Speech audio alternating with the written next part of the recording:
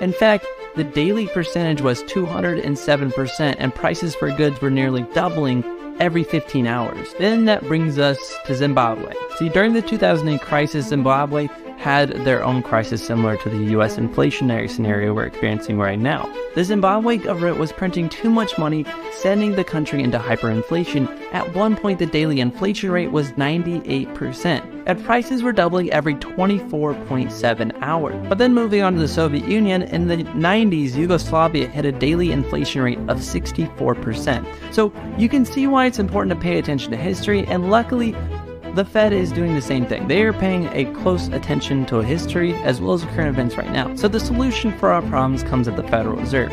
The Federal Reserve controls the interest rates of the economy, and think of the interest rates as a gas pedal for them. When the economy is in a good place with no inflation, the Fed can have low rates, which means pedal to the metal, and then the economy expands.